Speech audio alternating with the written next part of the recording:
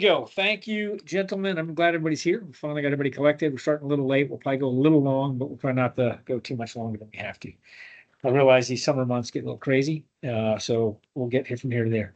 Let's begin with a word of prayer, and then we're going to go into talk about it. Father God, I thank you for tonight and the privilege to be with these young men, Lord. Your Bible tells us that our countries perish because the young men have lack of vision, Father. May you use this as an instrument by which will bring vision to them, Father. May they understand the past, that they can know the future better. May you equip them to carry your gospel on your tongue and their feet, Father. May you equip them to be productive members of society, Lord, and may they be enriched with the knowledge of our very rich history and how that can serve them and they can serve their country and their fellow Americans. We ask all of these things in the name of your Son, Jesus Christ, who lives and reigns forever. Amen. Okay. All right. So part 4. So I'm assuming everybody here has either attended or seen videos 1 through 3. You guys caught up on videos? Yes, sir. Okay. If you missed something, you're going to need to go back and watch it. All right. Because there's some important information to all that. A few things that you're going to get. You will be getting all of the notes are going to come in a bookletized format. It's supposed to be here tonight. It's not here. So you will, I'm not videos, all the outlines. So you'll have all 33 pages of outlines. Keep your notes, keep them going. That's going to be key. Let's talk through homework. First of all, I want to talk about your first homework assignment. Here are your homeworks in general, okay? The first paper, you have 2 papers you're going to write for the course. Next week, I need your outline draft of the first paper, and then we'll get you that second paper toward the end of the course. This first paper is the biblical warfare paper. This is what's going to give you your Bible credit, all right? I'll walk through that, okay? This is the outline all of you should have done on what constitutes biblical warfare. Right? What is the morality and ethics of warfare? These are the questions I want you to get into. Okay. And you're going to be laying out an outline, start with an outline, and a defense for what the rules of warfare should be, who should fight, and answer some of these questions. These are just some of them. Okay. What are the basic biblical rules? Right? Males killed, this example. Deuteronomy, cite your verses. Who should fight? Right? What age? Generally, I'll give you, give you the spoiler, 20 and up. There's certain conditions and around that. What are the rules for attacking a city state? Remember, when it talks in the Bible about cities, it's referring to a city state. It's assuming that's a city state. It might be that city might be part of a larger collection of cities in a bigger state, but the Bible usually refers to it as a city, a standalone, independent city, assuming it has an independent government. But you need to prove that from Scripture in your analysis. It's not hard. This is a few sentences and pointing to the verse. You don't have to spend pages upon pages. I want the meat and potatoes, gentlemen. I'm going to make sure that you can lay out the arguments. So if somebody reads it, they can read your paper and be able to say, okay, how should warfare, what are the moral, here's the way to look at it. What are the moral limits of warfare? Okay, obviously we can go less than that. Broadly speaking, as we talked about before, some moral limits that you're going to be researching and making sure the passages are when you declare war on a state. Who is considered combatants in that state? Enemy nation, whatever it is. Who's considered a combatant? Is all males? What age? What do you know? 20 and up. Prove that from the Bible. It's a couple passages, all you need. Remember, when you're reading through the Old Testament, there are general rules of warfare, and then there are specific rules of warfare. Specific rules of warfare is when, God says to David, when you attack this city, kill them all, men, women, child, beasts, etc. Those are specific only to the nation of the Amorites, only to the nation of the Jebusites, whatever it is. There's different nations that he gave specific rules in. Unless we're fighting the Jebusites who no longer exist, those rules don't apply. You want to look for the general rules. Those do apply. If we do not follow the Bible for rules of warfare, what rules are we going to appeal to? What? Man, is that any good? Not really. So we want to lay the moral basis. Here's some questions I want you to think about and address in your paper. Compare and contrast ancient warfare briefly in a few sentences, a small paragraph, versus modern Christian warfare. What's the difference, generally speaking? Spoiler alert, we already talked about it, right? Ancient warfare, they came in, they killed everybody, they raped the women. They did that specifically to show dominance. All the men, all the boy children are dead. They took the other slaves, they took what they wanted. Right? That's not biblical. However, what is biblical in the Old Testament, you could, an extreme situation, kill all males 20 and up. You could burn the city, that was permitted. You could take slaves of the women and children that you capture, or you could take slaves of any men who surrender. And then you could, if you wanted to, burn the cities. You'll see that in the general rules of warfare. Think of that as a maximum punishment, right? Don't worry about, I mean, you maybe just want to lay out, these are the maximum limits. Obviously, anytime we fight warfare, we want to use the minimum force necessary to accomplish the task. But we got to know what the moral limits are. You guys with me? That's what we're laying out in this paper. It's extremely important. What's the difference in how Christians fought warfare beginning in the Renaissance? For water, yes, there's a bunch of, just open the cabinet, you'll find some, right?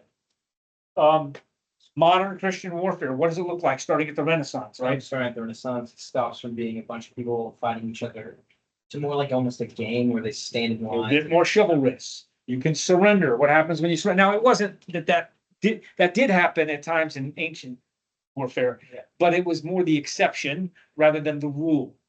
Whereas with modern Christian warfare, the rule is it's expected that if your enemy capitulates, you're going to stop killing him, right? We're not going to raise the black flag, so to speak. When we get to the black flag, when we talk about the Siege of Alamo, you'll hear that for the first time, right?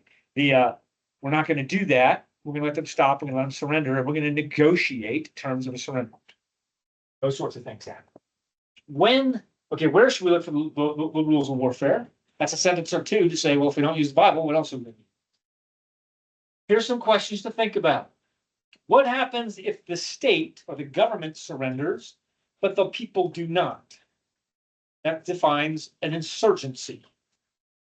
The government has said, and there's modern examples we'll talk about is Iraq. The government of Iraq capitulated to us. Technically went into hiding, so down the same way. So there was no government. So the government was gone. Most of the people stopped fighting, but some of them didn't. That becomes gray. What are your options? Consider that. And we'll dig into that some more later, but I want you to start with that in your paper. Address the fifth commandment. Does it apply to warfare? What's the fifth commandment? I'm sorry, not fifth commandment. Thank you. What is it? Do not murder. Sixth commandment, right? Yes. Thank you. Address the sixth commandment. Very good. Thou shalt not murder. Some people have thou shalt not kill. There's a difference. You need to make sure you address that in your paper.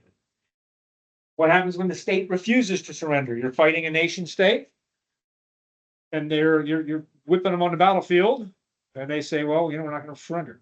What do you do now? Talk about this. Right? What are the limits of what you can do? Kill them all is probably the answer, but make sure you can defend that biblically. Who should fight? Who should fight? So on the conscripting of your army, who is required to fight in your nation? If you're a nation state, can you require the draft? Good question. Should you require the draft? There's some biblical, I'll let you pick them out. We'll talk about it later. I can give you the answers, but I'll let you hunt those down. Some of you guys have already found those. We'll discuss that question. Age, are there disqualifiers? Are there people we should not take? Even if they wanted to go, are there certain people that we should say, you should not go because? Can you destroy privatized supply lines? In other words, if I'm attacking a city state, can I destroy private property to prevent the use of it by the enemy? Is that permitted? Ask yourself that question. Can you burn cities? Why does this become important in our own history? Anybody know what's coming up ahead of us?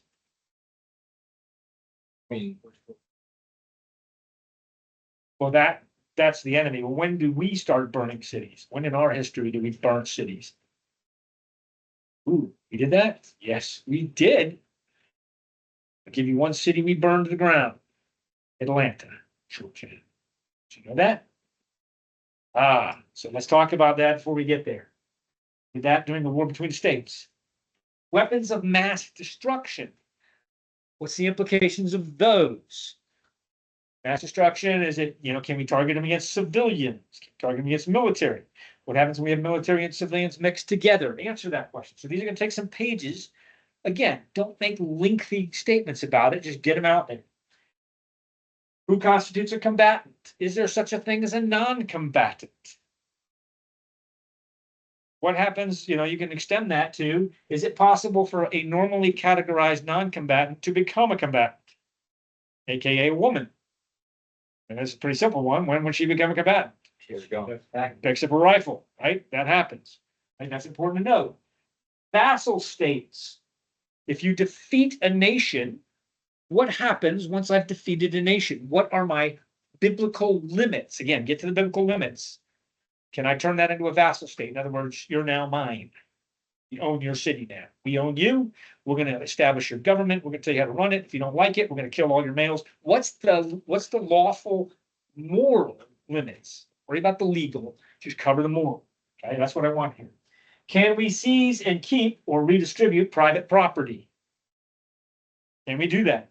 Is it lawful for us to say, yep, you own this before here, you don't get it anymore, you're fired, I'm giving it to this guy? Did we ever do that? Again, we did that in a war between the states. So that exact discussion is coming up ahead of us. I want you guys to be prepared for it before we get to it. Sherman's March is a very controversial topic. But once you put it and you frame it into the right biblical framework, and you give okay, the United States, what's the limits of what they can do? Are they past them or not? Right? That's answers a lot of questions. That simplifies some of the conversations. Weapons of mass destruction. When do you think we're gonna have this conversation? Or two, dropped a couple atomic bombs. We'll talk about that. Okay. Overtly immoral acts. What happens? Rape. Is rape permitted? Absolutely not, but you need to state that, right? Rape is not, but what about taking female slaves? What can you do with them as slaves?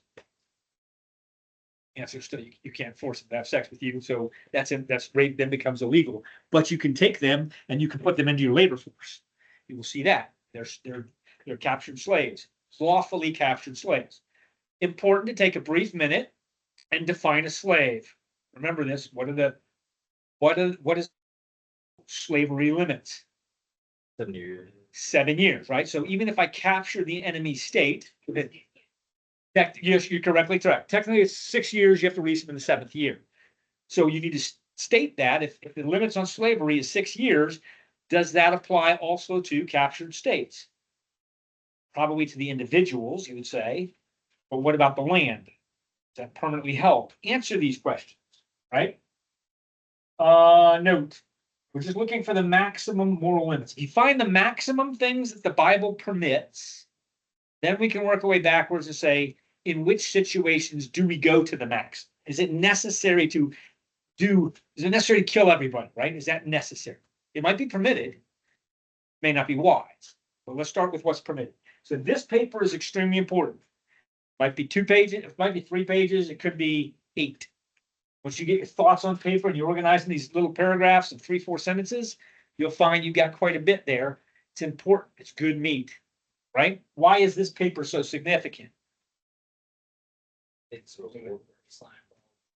the baseline for all warfare. Once you've got these rules straight, you can analyze every war under this set of rules. Why do these set of rules never change? Well, right? That's important. State that in there, right? So that's good. And we can use this both on American warfare and on foreign warfare, right? So we'll come in. All right. So this paper is your highest priority. This outline is due next week. Paper is going to do the week after. Your first draft of the paper the week after. You will be kind of it's not going to be finalized. You can get a draft in. We're going to tweak it a little bit, but you're going to need to be playing with this paper over the next few weeks. It's going to be due before. If you want credit for the class, I'm going to need the following things: that paper completed. That's an important one, and your outline. Keep those separate. You're going to want your outline separate because you're going to want to reference it. If you want a quick reference, you don't need to read the whole paper. You just want the outline that says, "Oh yeah, this is the rules, and here's the verses that back that up." And by the way, you can get a lot out of it, just a handful of verses. Bam. Okay. All right. Quick spoiler alert. Be careful when you're researching in the Bible.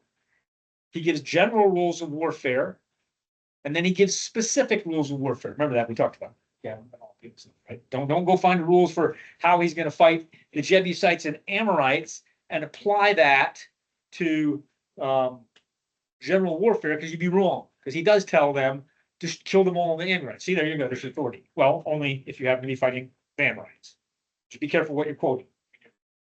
Biblical warfare paper outline is due next week. You can watch the video, catch up right on what you missed. Don't forget your individual assignments. All I want is 1-page outlines on all those individual things that I'm asking you about. Collect them up, put them into a binder. Get yourself a little 3-ring binder, put all this stuff in there in the notes. At the end of the course, you're getting 3 credits if you do all the work. That's huge. It knocks a lot off of your list to graduation requirements, but you've got to have something to prove that you did it. That's what your binder's for. Is, hey, here's all the work we did in class. The book contribution papers, if I give you, and I'm going to collect these all up probably in a couple of weeks, I'll outline them, make sure everybody know what ones you're already doing. If I'm giving you, I'll go through here, who's doing which, and all you're doing for those is you're collecting the original source document and you're writing the intro paragraphs.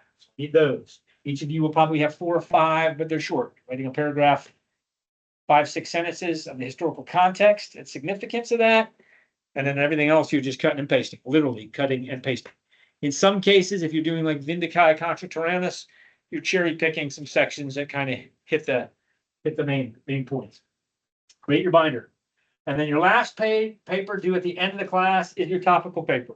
This one is your choice.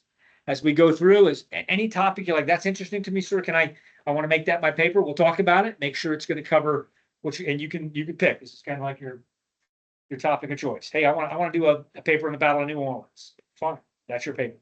But you got to make sure it's, it is meaty enough where you can talk about that, right? Anything that you pick, if you're picking a battle, which most of you are probably going to pick a battle, I'd like you to probably do a battle.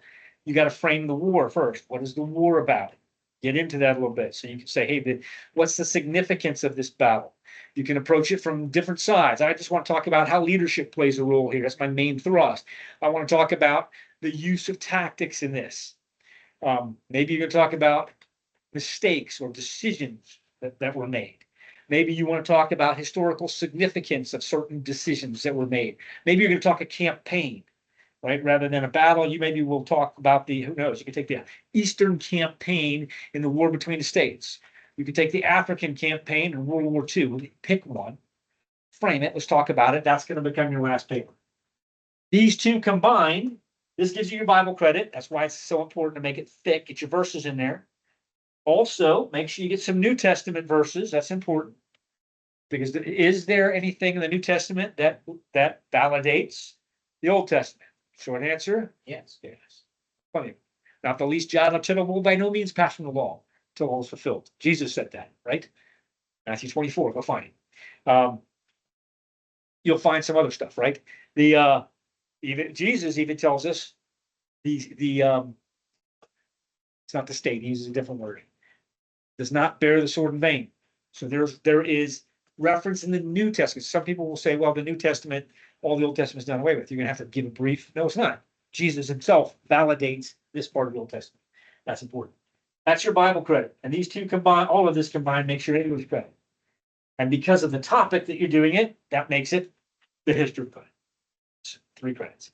Don't forget to be doing your readings, right? I'm expecting you're doing your readings, particularly Rise to Rebellion, right? That's the only book I'm giving you. I want you to read the whole book. That I want you. The rest of these books are reference books. You with me? So you got one to read. Okay. All right. Any questions on all that? Okay, I'm going to erase this. Chandler, I took a picture of the board and I sent it to you. The only thing I changed was I went over 5th and I made it 6th commanding. Okay, this is off here. Pull up. You got the screenshot from last week, somebody? Thomas, you have it, or you weren't here last week? Otherwise, I'll go grab it off my phone. Yeah, a lot of people were out last week. If you're behind, again, just pick up on where you left off. Let's get through this. Let me pull up my pictures. And who has outlines or topics that I assigned them last week they're going to talk on briefly this week? Here it is, June 24th. Nope, that was Lee Core the other night. Hang on. What was last week? There it is, June 18th. Perfect. Okay. Jensen, you're going to talk about the swamp fox. Okay, you want to tell me what you know about him? Okay, you owe me one. You owe me one. You'll have to par. So you're gonna look up Colonel Tarleton. Yes, sir. I looked up as a Tabington.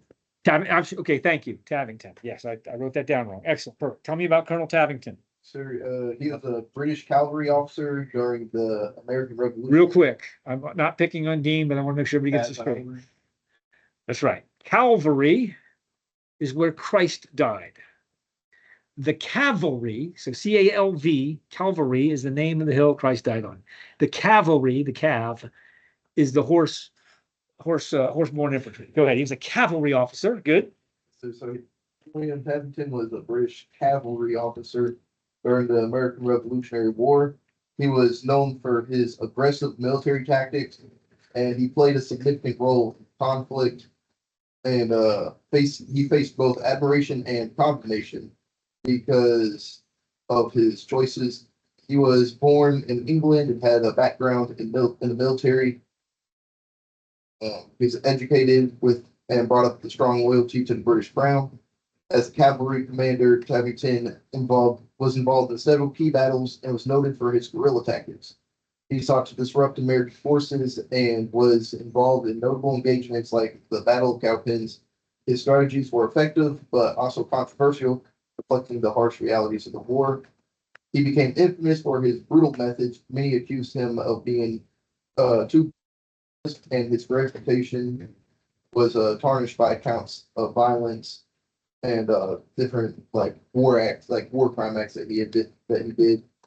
Excellent. Very good. Let me pause you there. So he hit the high points. Try to capture that into an outline that we can put into your binder. Yes, sir. Just a high point. A couple things on Tavington. He's a good character we could talk about relative to the biblical rules in warfare.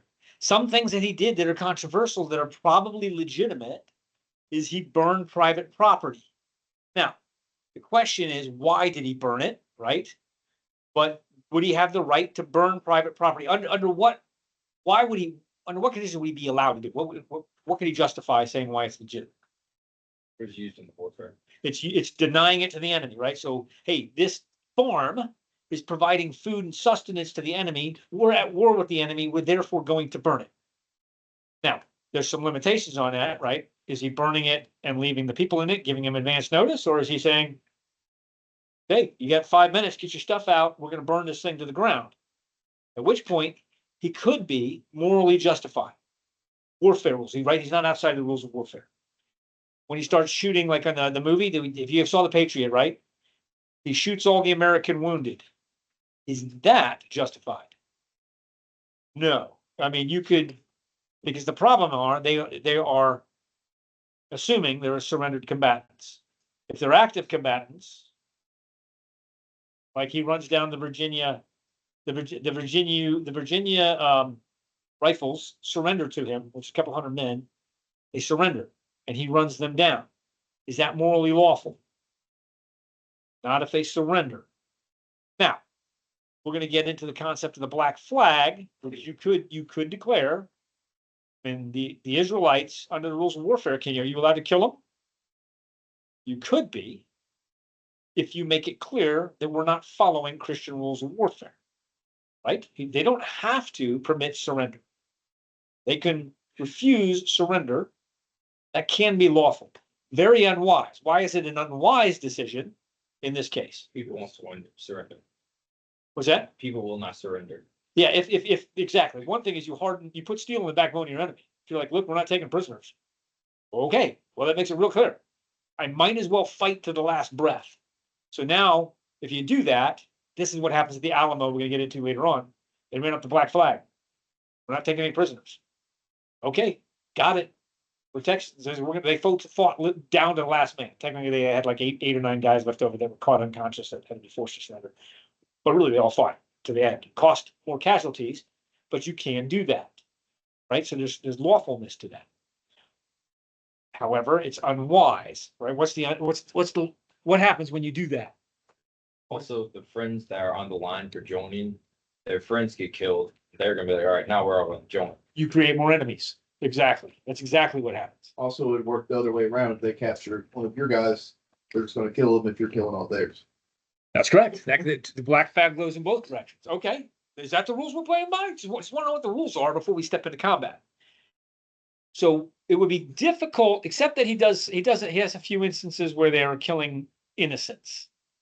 They're killing, I mean, not just combatants, they're killing women and children and doing some, not very often. Most of what Cavington is doing could be considered morally right, but very unwise. And, where he runs into problems is Cornwallis was not planning on fighting that kind of war. Why is it so significant in the war for American independence? Why is that such a bad decision, that particular? Because it's a local suppression of the entire war. And if you're doing that, you're gonna make the locals even more mad. That for sure, but what else? I mean, what's the end state of the war he wants? Well, if they did win the war, then they'd take back America, but then America would probably go to war again after all the stuff it did. Right. And Cornwallis brings that out. He's like, listen, we intend to win this war and then restore commerce with these people. These are our brothers. We don't want to kill them all. And if we show ourselves to be chivalrous in combat, more of the locals support us. We did the same thing in Iraq, right? One thing I did when I was on patrol in Iraq is I carried a bag of candy and like clothing. And I'd be walking around in Fallujah on patrol, and I'd stop. I'd see some kid. I had one Ethan's age at the time. He was like 6 or whatever, looking for a kid about his age. Hey, here's a pair of shoes. Here's a shirt. Here's some candy or some food. We're passing out stuff.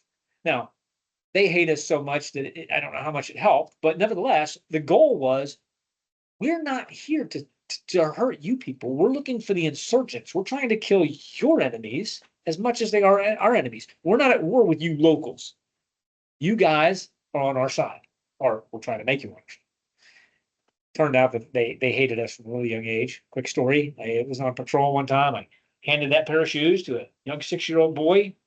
He didn't have anything for shoes, really. I mean, he was very excited about it. His older brother, probably 12 years old, stepped out. I was on a Humvee leaning over, handed it to him. Takes a look at the shoes, looks at me, looks back at the shoes, grabs the shoes from his older brother, throws them out in the street, and gives me the stink eye, as we used to call it. Right? Holy cow. The boy was taught to hate us. His younger brother now, of course, he's all crying. The guy, I have a pair of shoes. He threw them away. His brother understands we hate the Americans, right? But you could see that I'm still doing the right thing. Look, I gave your brother shoes. You're at the very least, even if you don't like me, you should get the shoes. But he was making a point. So I understand what he was trying to accomplish. He's trying to harden his brother against us. I'm trying to soften his brother. This is the future generation. You're not my enemy. I'm not trying to kill you. I'm trying to kill Al Qaeda in Iraq. That's not you. I know that's not you. You're not Al Qaeda. Most of the people in it, by the way, okay, I digress. You get the idea. Okay. All right. Who else had a paper? Who else had a point? Let's see. Next up, Walker. Yep, I have a paper. Talk to me about Arizona versus California circa 1960s water rights. What'd you find out? I was not able to. Wasn't able to finish. Give me that. Give me what you did find. I found that the case wasn't just in 1990. It really started in like 1922. Okay, very good. That's where the debates began. Excellent. Yeah, and the Parker standoff, which is what we originally were talking about, was in 1934, Good. which is when the governor, who was Benjamin Mower, declared martial law and dispatched the National Guard and 2 commandeer boats that patrolled the river, and there was a small standoff during that time in 1934.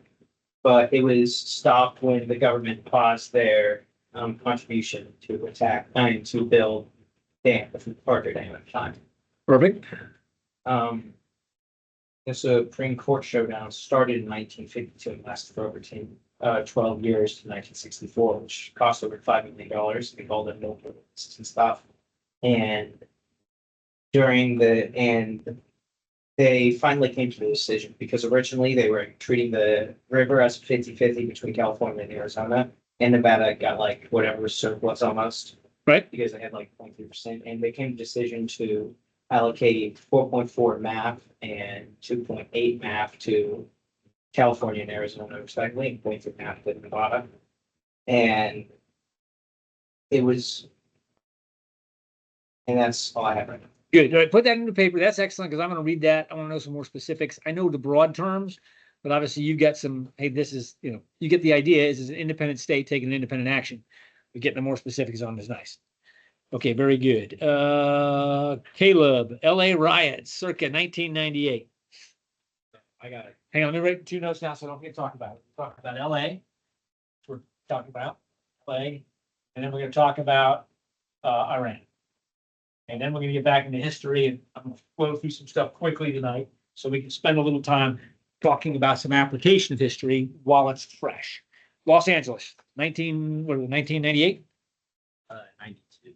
92, okay, I'm sorry. See, this is where I get, but I'm close. Yeah. Okay, 1992. I looked up on it and found that the LA riot started with four officers being accused of beating up Ronald King and leaving over.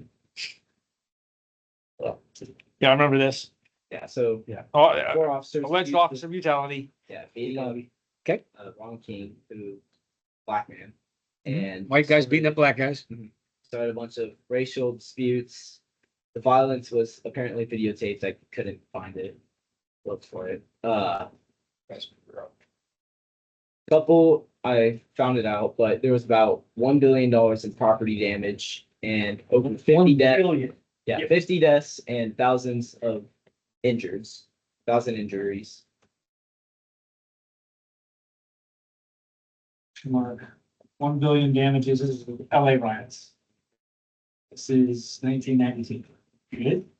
Okay, 1 billion property damage. Okay. I found a couple of debates about if the president should like sent out the Navy to fight against the riots, and a couple of them said that they think it would have made the public may have gotten more violent, and a couple said that it would have settled it a lot faster. But then he eventually sends in the Marines. Did you get that part? I didn't know that actually. Okay, I'm not sure if you're in the right riot. There's been a few riots in LA. I might have read the wrong one. Okay, so we'll go back. That may be LA riots every few years anyway. It's just go back, double check that, because the riot that I'm looking for is the previous riot where the Marines were dispatched. And that's why it's circa 1998. It might be later than that. It might be early 2000s. But they, It was the Ronnie King. Rodney King, yeah, but the first Marine Division was dispatched to put that out. So do a little bit more on that. We'll hit that again next week. Here's the significance. Let's talk about it. Let's talk about the current LA riots. Okay. LA riots, 2025.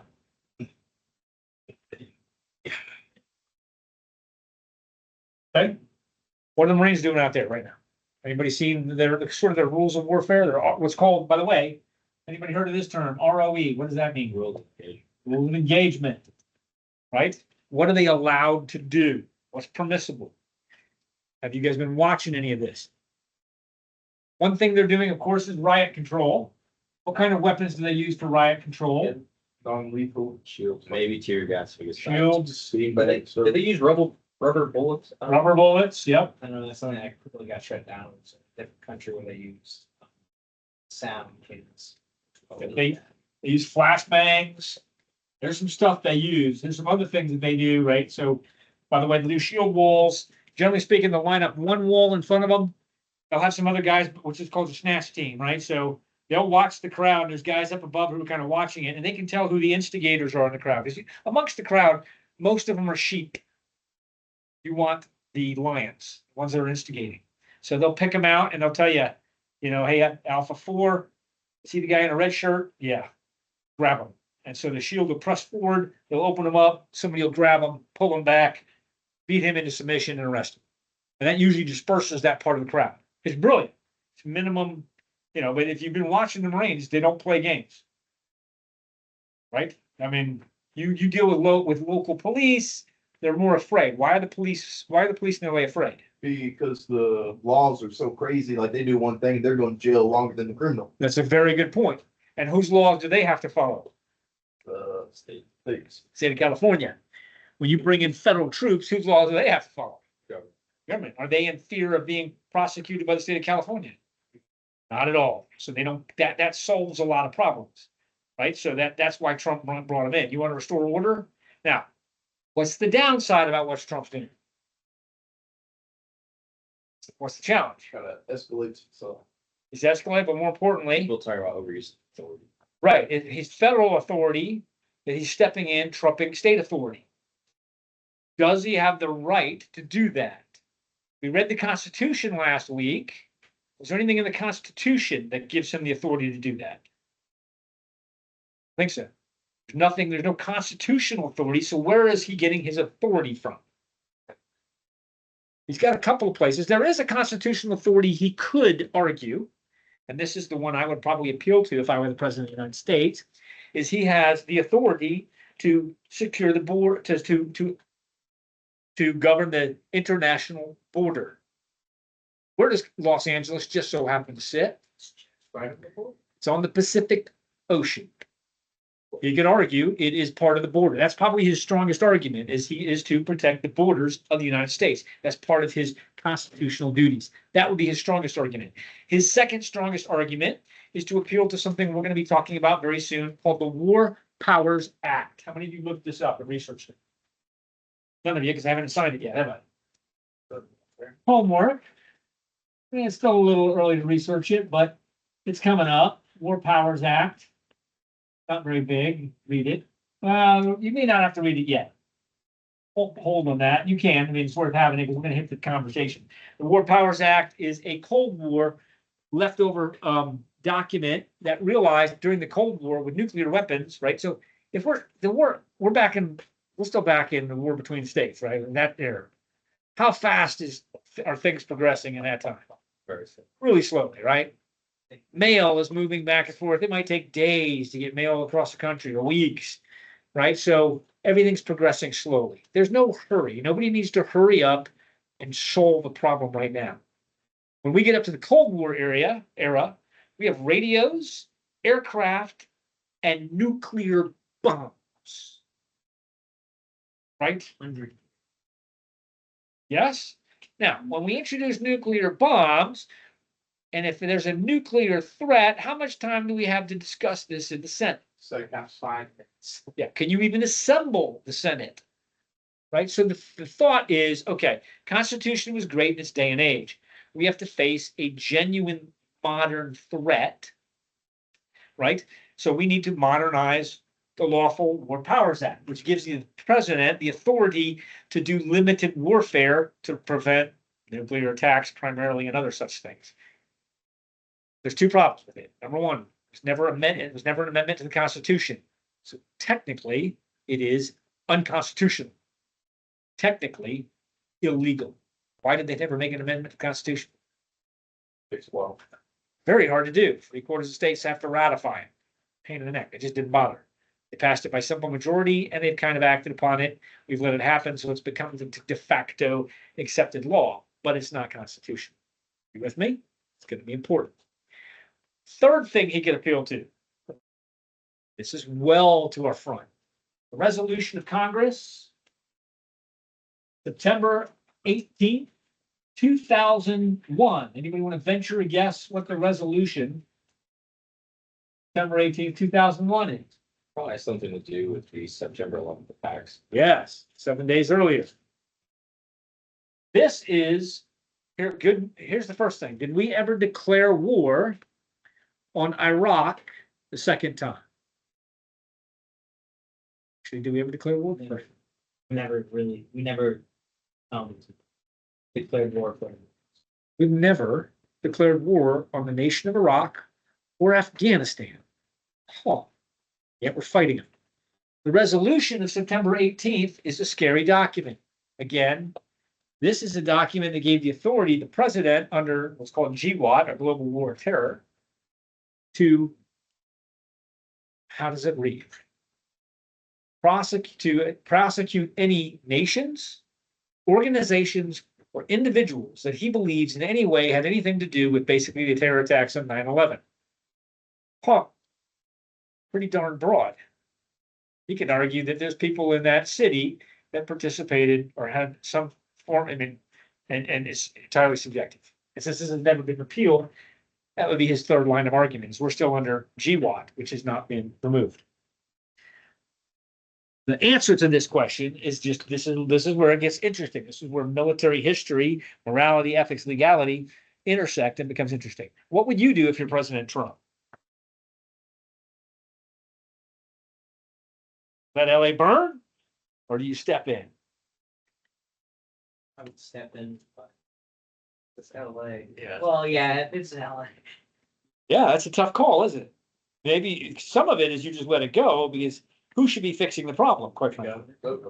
Or people in California. Just depends on how much they're ruining military infrastructure because it is on the border. Good question. Oh, there's some other things he might be protecting. There's their national infrastructure in the city of Los Angeles. Yeah, he can argue, you know what else is in Los Angeles? What's next to Los Angeles? Camp Pendleton, California. Very interesting irony, by the way, just free aside. There's Marines at Camp Pendleton. He's not using those Marines.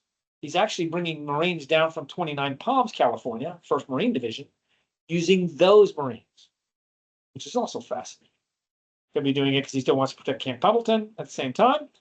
He could justify that Los Angeles, being adjacent to Camp Pendleton, constitutes a strategic threat to a military installation.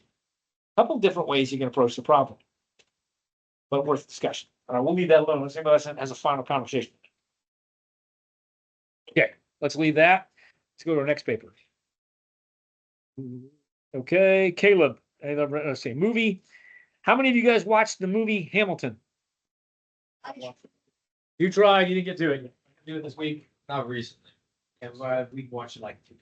All right, if you've seen it, it's good. If you haven't, see it. It's a rap musical.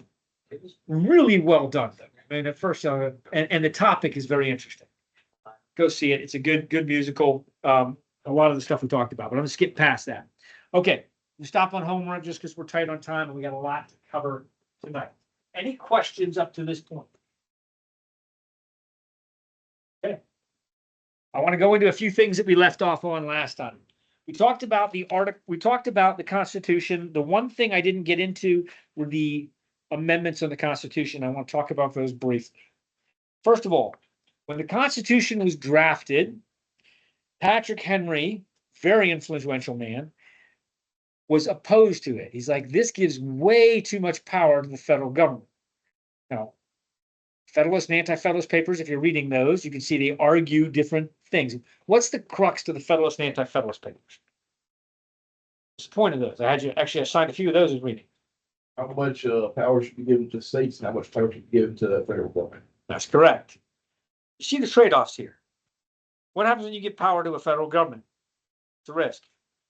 Risk is that they become more and more tyrannical and use their power to control people.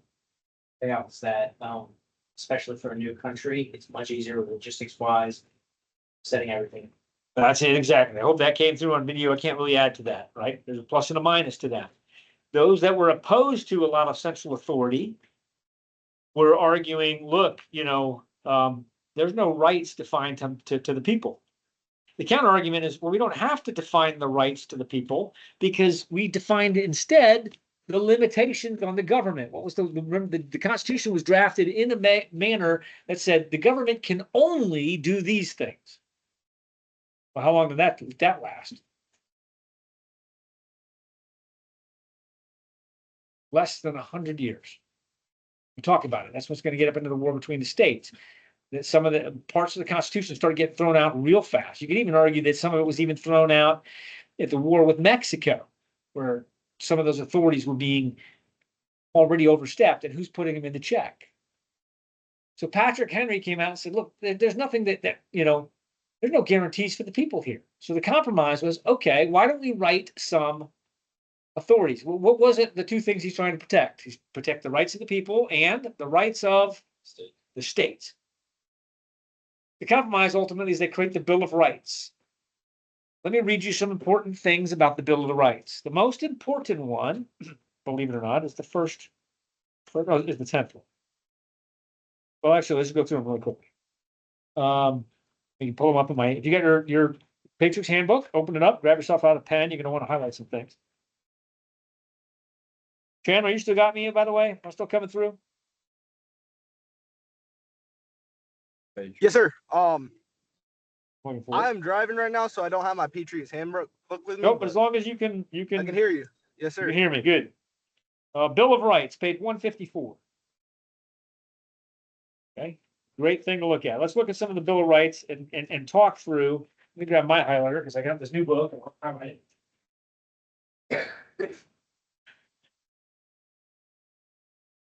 Okay, Article 1 of these 10 things. The Congress shall make no law respecting establishment of religion or prohibiting the free exercise thereof. So what is that? Freedom of religion. Religious freedom. Now, let me just be clear on this, just so there's an understanding. Why would a Christian nation with 55 delegates, 53 of whom were declared Christians, say we're not going to have any religion in the Constitution? Because that's the entire reason why they left in the first place, was for religious freedom. Not why they left, but yeah, you actually, let me take that back. That's true, Paul. You're right. You're correct. But the religious freedom being to what? What kind of religious freedom? Because the government or people in power can poorly shift religion, even a Christian religion, to gain for their own personal gains. Good. And so it's impossible to really tell what would be the correct religion because some people will try to say it's the correct one. It won't be at all. Very good. So a few things. First of all, understand this.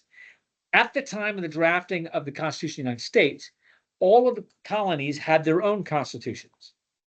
In most of those constitutions, and nearly all of them, I believe, there was a selected Christian denomination of the government.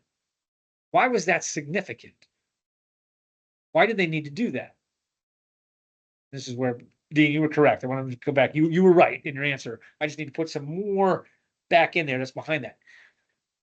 Why did the state governments have a Christian denomination cited?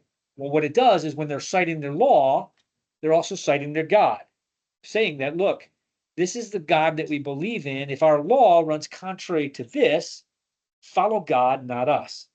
With me? But since each of the states had and you didn't have to be, when it said like the state of Massachusetts, I think it was like Presbyterian, you don't have to be Presbyterian. It just says that the recognized, for the Constitution, the government will follow the model of the Presbyterian. I think it's Presbyterian. Are you with me? They're not saying you have to be Presbyterian.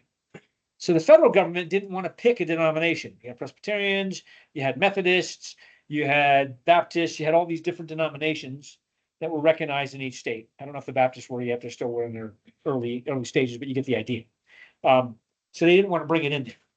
That's one way. That's one of the things behind it. Number two may have been that, okay, we as a nation are not stating a religion because we do want to keep the freedom of religion. But just understand that it doesn't say that, oh, therefore the Constitution was never intended to be characterized by Christian moral ethics.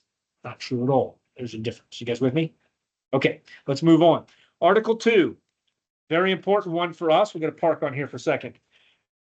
Read this word for word. A well-regulated militia being necessary to the security of a free state, the right of the people to keep and bear arms shall not be infringed. How can this, there's a couple different ways this can be read. What is this generally talking about? I usually carry my concealed weapon, but I've got poison ivy today, so I took it off my belt because it was causing me to itch. That's my right to bear arms. Shall not be infringed. These first two are probably, well, they're all extremely important, but the first two are very important. You can't tell me what religion I can and can't be. That's key, because if we had that happening in England, Dean was right. So you're not gonna tell me what religion. I can be whatever religion I want, including atheist. You're free to do so. Doesn't say that the characterization of our nation isn't therefore Christian, but you can do whatever you want. Have at it. I'm not here to govern what happens inside your home. Right? That's what they're saying. Good. Number two, you have a written right to bear arms.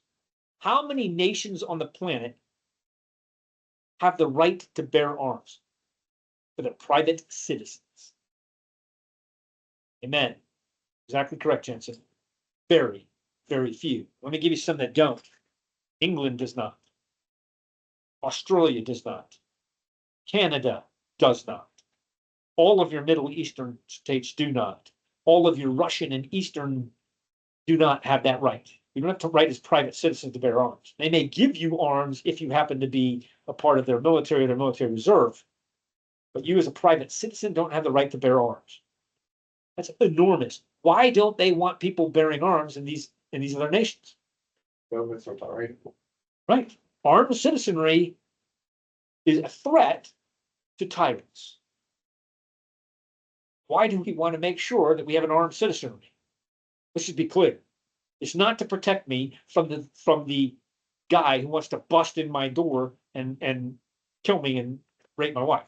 Yes, it's convenient for that point, but that's not why the Second Amendment is there. Keep the government in check. Necessary. to- Exactly what it is. Right, necessary to secure a free state, right? To secure a free state. But then they're gonna go back and say, well, a well-regulated militia. Agreed. What's a militia? For people, mainly citizens that are trained to fight, but they're not part of the government. They are not a part of the government. Now, you should be part of the militia. Now, there's two functions the militia forms. Two of them. One is a militia in a time of war assembles to support the state and gets organized into regiments and stuff like that, and goes and fights wars on behalf of the nation. This is very key. Remember, we talked about last time how we're going to get into this in the war between the states. How are these armies organized? But when the states go to war between each other, who's going to war? Did I talk about this? I did. The citizens are, but how are they organized? Militia. The state militias. You'll watch a battle, like look at the Virginia, the Confederate Army.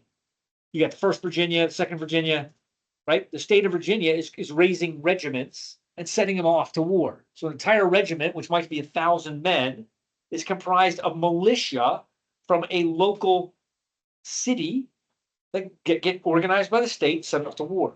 On the Union side, the 20th Maine, one of the most famous units in the war between the states, stands on a little round top. They're all from Maine, all 1,000 of them. By the time they get to the top of Little Round Top, there's 120 of them at that point in the battle. They lost 90% getting to the Little Round Tops over the course of the war up to that point. There's actually then they folded in with the second Maine. But anyway, you get the idea, right? That's who these guys are. But break it back further. I, or any one of you, is permitted, and once you're at age 18 or older, to create your own militia. I could raise up a militia tomorrow. It can consist of me and Thomas. That's it. You guys, we make a militia. We can be organized as a militia. We can train as a militia. Nothing illegal about that. To this very day, it's not illegal. What are you allowed to do as a militia? Great question. What can you do as a militia? Remember, the primary purpose is two things. We as individuals, okay, this is great. Let me back out.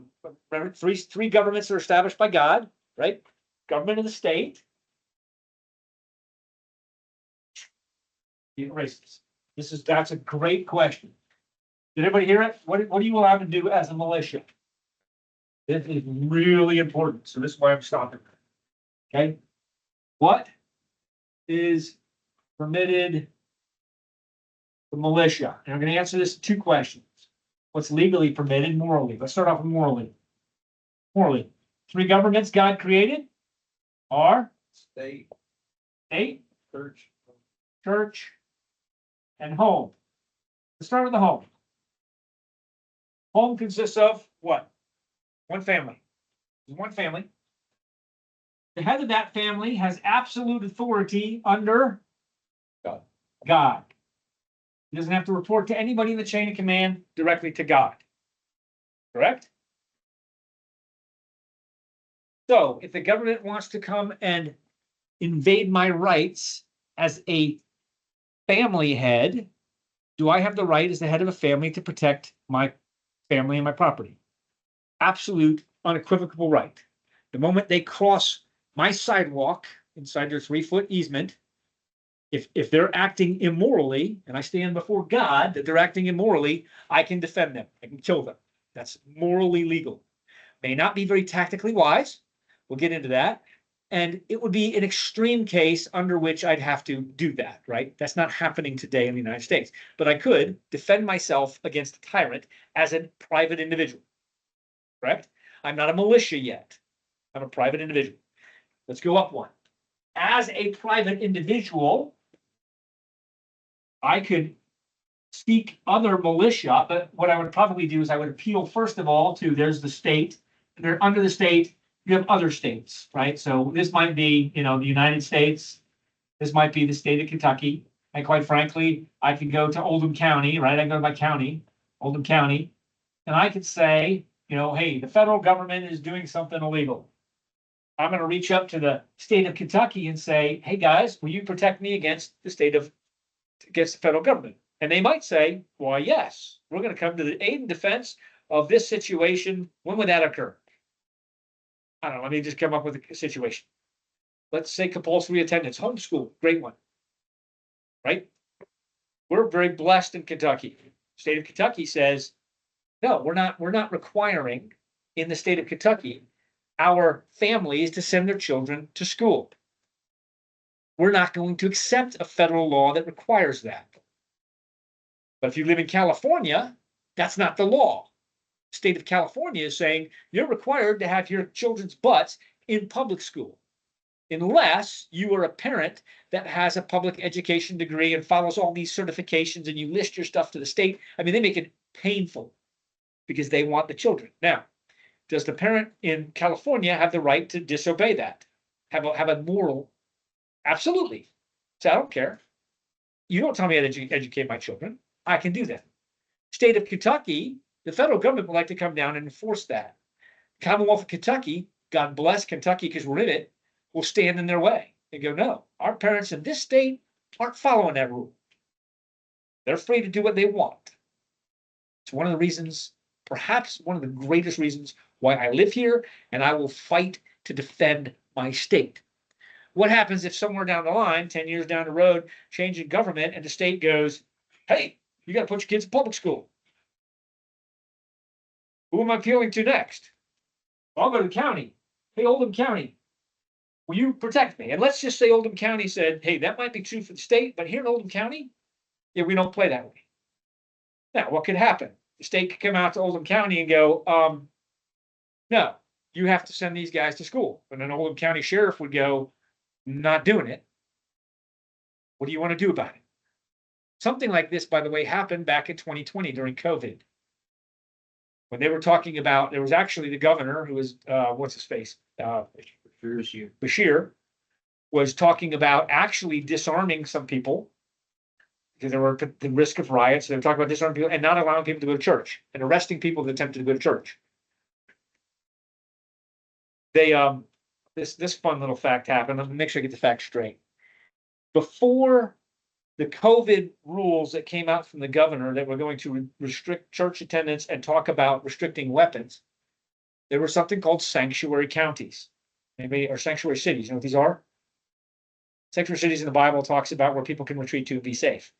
They're using that law here nationwide that said counties where the county leadership has come out and said there are sanctuary cities for gun laws. If you want, you cannot restrict gun laws in our city, and if you attempt to go unlawfully capture weapons, take them from citizens, which was threatened to do by our governor, that the sheriff would stop them. The sheriff has the authority to mobilize the militia. He could reach out to you tomorrow and say, Brayton, I'm going to deputize me. You, boom. Like if a gun stand next to him. The sheriff could do that. He can have essentially his own little militia. Perfectly legal under the law. Prior to that, there were a handful of sanctuary cities in Kentucky. After that, every single county in the entire Commonwealth of Kentucky, except for 2, are now sanctuary counties. That blew up in the governor's face in the worst possible way. Thank you to all of those brave county legislatures who stood their ground. Only two that won. Anybody want to guess what the two counties are to you expect? Jefferson and Lafayette, Frankfurt, whatever it is. Those two, Louisville and Frankfurt. You know, they're both the two little counties. The rest of them said. Now, it wasn't that they said they'd take the weapons. They just didn't threaten to stop the governor. And that put the governor of Kentucky in check. And by the way, we're blessed also. I'm going to go on a tangent because it's important for you guys. We have a great Senate. You know, our senators and our congressmen in Kentucky, you can be very proud of them. They stood up against the governor when he started shutting down churches. Our Daniel Cameron was our attorney general. He told him it's illegal. You can't do that. And he was right. This is where the militia would come into effect. If they needed to, if I'm a member of the militia, my county could come on out and say, Mike, go get your militia. How many guys you got? I have 20 guys. Great. We now deputize you. Go forth. I'm part of the militia. So this is the other reason I need my right for arms. I can defend my home. What's more important is I can defend this. Remember this term, write this down. I can come to the defense of the lesser magistrate. Very important. Defense of the lesser magistrate. And by the way, I absolutely would. In fact, I met with a couple of the sheriffs and said, look, if you ever need us, they came out, they were talking to guys, went to Shelby County, the sheriff this day, if you ever need, hey, he made the statement. I just want to let you know we're here. Aaron Reed at the time, he did the same thing. He's now elected senator. Good stuff. Saying we're here for you. You're not alone. You need our help. We're here. And he knows that. He already knew it, but he just wants to hear it. It's good for him to hear it. Yeah, gotcha. We got your back, Sheriff. It's nice to know when your own sheriff has your back. Important things you could study. Study the difference between a sheriff and a policeman. Homework assignment for who's my part volunteer? Out there, Ben. Thomas, is that who said it? Braden? Braden? Sheriff versus police. I want you to find the difference between those two forces. Why are they different? Okay, that's a good one. And I realize I stopped here for a long time. This is really key. Understanding the Second Amendment. The NRA, the National Rifle Association, one of the best organizations we have defending our freedoms. You should probably do it when you get old. Don't give them some money. They need it, right? They're out there lobbying to make sure this doesn't get moved. If this gets moved, if they ever, believe me, the Democrats, the left, have threatened for years to take this away.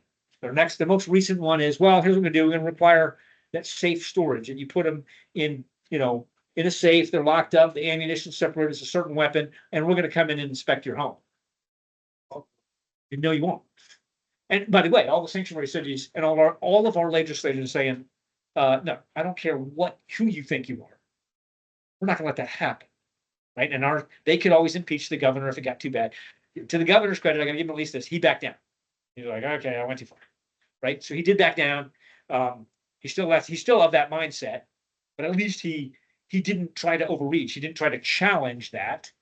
He said, oh, okay, because at least he can go back to his people and say, well, I tried.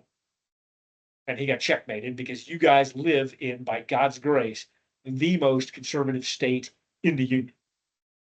Indiana maybe is going to be close. Kentucky is it. What about Texas? Texas is losing it. Unfortunately, we hold the line better than Texas. They're still holding the line somewhat, but you live in. I mean, we're the ones that routinely checkmate our governor. Routinely saying, no, we're not playing that game. We're not doing those dumb things. That's good to see. You want to see this. So you could defend. You come to the aid of the lesser magistrate. So I can defend. If the state went weird, I can appeal to the county. If the county went weird, I can go to the city of LaGrange and say, well, you guys, and they might say, yeah, and I can come to their aid. So this whole chain of command goes all the way up. You're going to see this in the war between states. Article 3, no quartering. Remember quartering of soldiers? How grievous that was. They took that out of there. That's not a big deal these days. We're not trying to leave soldiers stationed in. We got places for them. So that's not a big deal. Article 4, no unlawful search and seizure. That was done during the war in the War for American Independence. They were unlawful, right? This is why there's rules if you're a policeman. By the way, I feel really bad for our boys in blue. I think some tough, strict rules because, when you get into police work, oh man, You can, it's hard to win. Particularly, like, this is why the guys in California, nobody wants to be in the police force. Who said it over here? You're at more risk as a policeman to get in trouble than the criminals are that you're trying to catch. They won't even, in, what is it in California now? If it's not valued above like $900, they're not even gonna prosecute the case. So, Even when they do, usually I'll end up in jail for like a couple days. yeah, so I mean, like, if they steal a TV at Walmart, Walmart's powerless. You can walk into Walmart in California, take a TV out of the box, walk out the door, nobody's gonna stop you. It's illegal to stop. There, so they do keep track of people with that and wait till they get beyond the federal. That could be, right? So you probably have a limit. Okay, yeah, how much you got? $600, right? That they probably do that, right? And so, hey, look, you exceeded the federal limit, now you're $100 going to jail. So there are some. I'm glad to hear that. Okay. Article 5, don't have to answer for capital punishment unless presented with, okay, this is procedural stuff. Article 6, the criminal prosecution. You can see, so these other ones were adopted because the British were abusing them, right? They would randomly search people, they'd punish them without giving outlisting the offenses. These are counters to those. And we have these nowadays. Police can't just come, this is important. Police can't just come and arrest you. Hey, we're arresting you, you're suspicious. No. You can arrest me. What is the charge? You have to specify a charge. I can tell you some funny stories. Even in the Marine Corps, we were on an Army base one time. They arrested a whole bunch of guys for, they believe somebody stole a weapon, but they didn't, they lost a weapon. They arrested a Marine and held him with a bunch of Army soldiers. And we found out about it. My boss, Colonel Dunlap, said, hey, what's the charge? I said, well, we're not charging anybody. We're just trying to sweat them out. Goes, no. You need to charge them. If you charge them, you can hold them. If you got good evidence, you're going to hold this guy, you can hold him. If you don't have any evidence, because it was all the guys who passed through the armory that day. All the way went up to the commandant's office. Finally, the commandant called to the base commander, said, here's your choice. Release this guy, or my next phone call is to the chief of staff of the army. Questions? They released him. Never heard so many foul words associated with Marine. Oh, it's blankety blank Marines, and then so they had to release the Marine. And that's the idea: is you have to charge somebody. You can arrest me, better have a charge. Can't just arrest me on random. Keep going on. Article 7, common lawsuits. Article 8, excessive bail can't be set. Article 9, okay, the last two. These are the critical ones. Article 9. Read this one. This one is extremely important.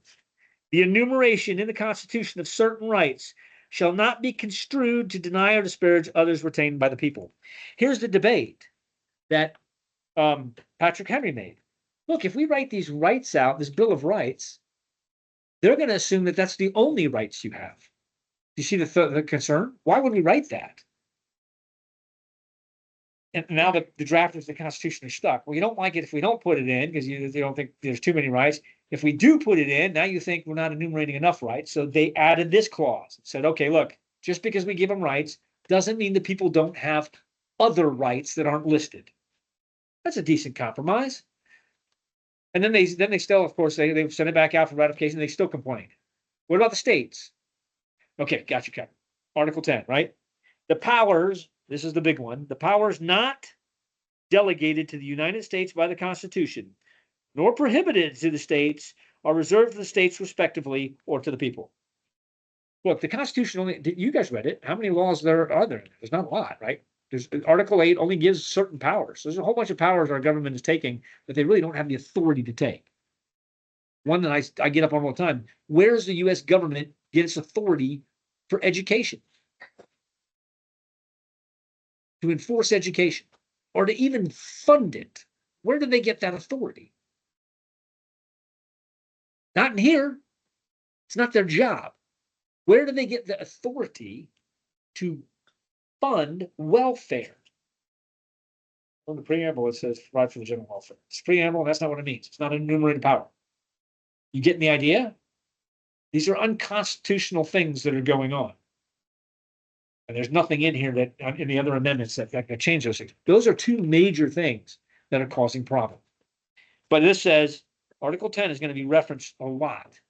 Look, if it's not an authority of the federal government, it doesn't say that the state governments can't. That's why the state of California, as tyrannical as that state is, can have more restrictive laws. They can say things like, yeah, the state of California, you have to put your kids in public education. They can do that. Now, where does this become a problem? Somebody else can point to Article 9 and say, well, wait a minute, that's a freedom under the Constitution. So can the federal government come protect me from that law? Yeah, that gets a tough one. Well, nothing says they can't pass a law more restrictive than ours. You can see that debate come out, right? It happened in Brown versus Board of Education, by the way. That was over segregation. Can you have black people in white schools? The principle was the authority of the state. It picked the wrong issue. This is just like the war between states. This is where everyone's just slapped the South around. You guys got the exact right principle, right? States' rights. Just don't fight it over slavery. Pick something else. Not over the color of somebody's skin, right? You get the idea, right? But the principle is, look, you can't pass laws. We're a state. Our laws trump yours unless it's one of these enumerated powers. We're going to be hitting this in spades next week when we start getting into war between states. All right, we good here? We're going to roll through some wars here real fast. Questions on the, I got about 45 minutes to get through these things. Got a lot to cover in a short amount of time, so hang with me. We're going to roll fast. First of all, let me pull up a song. All right. All right, let's go through some things on the outline. In 1789, we do this Louisiana Purchase from France. Oh, let me pull up, I think I did this last time, but let me show you where we get our land from. Anybody know where how far the Louisiana Purchase was? Look how big this is. Louisiana Purchase. I 70% of the US. Yeah. I think it's something like that. It's sizable. Here it is. Boom, right there. There's a good one. Everybody see that file? Let me go to share my screen. Hold on. Get back into this. Okay, share my screen.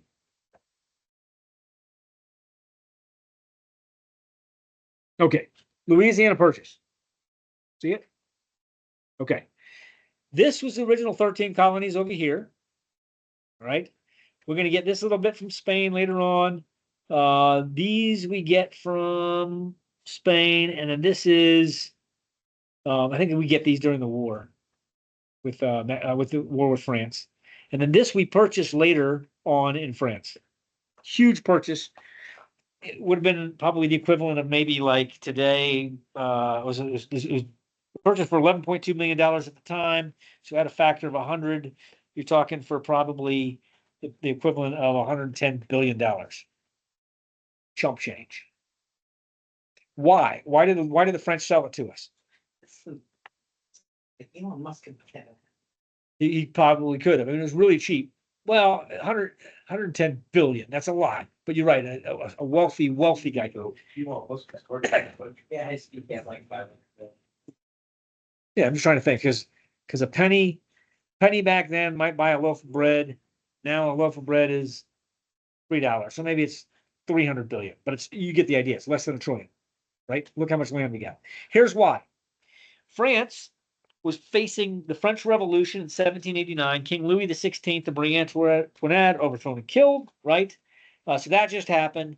So they're in internal turmoil without getting into that. Spain is threatening to invade the Louisiana territory. There's not much French troops over here. The French economy is a nightmare after the revolution. And America was asked to back them. Actually, they were overthrowing King Louis XVI. Who in France backed us in the war? King Louis XVI, right? So they're killing the guy who backed us. And they're saying, hey, America, will you back us? You had your revolution. This is our revolution. I said, wait. You're overthrowing the very king who came to our aid, and you want us to come support you. No. That caused some major issues. Poor Marquis de Lafayette was stuck in the middle of that. That's an interesting history. I'll leave alone. We're out of time. Anyhow, they need the money. They got some squabbles going on with England and Spain. They're like, look, we can't defend this stuff anyway. Let's sell it when we get topped out of it. We jumped all over it. Sure. Thomas Jefferson. They purchased it. Thomas Jefferson sends out Lewis and Clark to do the Lewis and Clark expedition and say, hey, we just spent 11.2 million. Go figure out what it was we just purchased. And they surveyed the land. So we bought it. Now, the question is, did the French really own it or did the natives own it? I don't know. That gets a little vague, right? That gets tough, right? The natives owned some of it, probably. The French owned quite a bit of it because how did the French get it from the Indians? They traded, right? The question of which Indians own which places. It, Everyone it, claims it everything. gets down to specific tribes and what treaties were done and when. The vast majority of Louisiana Purchase, the French probably had the right to sell it. A few of the tribes in there we had to negotiate with later on. We're going to get into some problems that we run into later on. We're going to get into that in a minute. About this time, the War of 1812 kicks off. Now, important for you guys to note, this will be in your notes, in 1802 is the establishment of the U.S. Military Academy. Right? This is the first time in American history, think about this, that we now are training a professional military force. We had a standing colonial army, but we weren't sending them to school. They weren't actually the United States Military Academy, West Point, known today as West Point. This is a significant date in history. From that point forward, from 1803 forward, 1802 forward, we are now training and educating military officers. Prior to that, where were we getting these guys? From the militia. That's exactly correct. Or they'd work their way to militia, they'd prove themselves well, we'd give them a commission in the Continental Army, and they'd serve. Now, they did fine, they learned how to fight, but we're not spending taxpayer dollars to train them, except them being soldiers. Now, we're like, okay, let's educate these young men, have them study warfare, and this is gonna pay dividends on us very soon. Let me take you into the first one, right? 1812. The War of 1812, why do we fight this? I'll give it to, again, because I'm moving fast. Here's the major takeaways from the War of 1812. British Navy vessels were stopping United States Navy vessels, boarding them, taking captivity of U.S. sailors, and forcing them to join the British Navy. Yes, think about that. You roll up, okay, they go in there and go, you are actually a British, whatever charge. You're in international waters. I'm seizing you. You're mine. It's a lawful act by Britain. Not even close. So we declare war on Britain. Unfortunately, we have one major problem. We don't have a very big navy at the time. England does. No, they come across the ocean and they burn Washington, D.C. to the ground. That's kind of a bummer. They kick our tail at first. Unfortunately, what they forgot was the lesson they learned in the first war. When they went after Philadelphia, we don't really care if you burn our capital. It doesn't end the war. See, in European history, how would you end a war? Get their capital. Get their capital, capture their king, and they quit. So that's European warfare. Like, dude, this is America. We don't play that way, right? You want to defeat us? You got to come beat our army in the field. Otherwise, you can have DC. Go ahead, burn it. They burned it to the ground. It was bad, right? But we just moved the government back to Philadelphia again. Okay. You want to come further inland? No, we don't. So it did force us to negotiate peace really quick with them. And it almost looked very bad for the United States until it actually, the war had ended, but the news of the war ending didn't move very quick. Was that? Yes. Okay, tell it to me, buddy. So it's after the Treaty of Ghent. So the news didn't travel fast enough. So all the soldiers still thought that the war was going on, but the Treaty of Ghent, which was the thing that ended. So I believe you're talking about the Battle of New Orleans, which is between Major General Sir Edward Pakenham. That sounds correct. Go ahead, keep going. And then versus Major General Andrew Jackson. He was in charge of 7th U.S. Infantry. During this, it was leave it on. Basically, the average story of America versus Britain, which was Britain outnumbers us a whole lot, and America as a small ragtag group. But what ends up happening is Andrew Jackson heavily defends what was known as the Rodriguez Canal, which was his line. And then the British try to do an impromptu attack with basically all of their forces. What ends up happening is in 30 minutes or so, their forces get completely decimated. We have losses of, I think, 65 to like 250 American soldiers die to 2,000 British soldiers. So the losses were very crazy. But from that, Andrew Jackson became a political hero, and we got a lot of our pride back.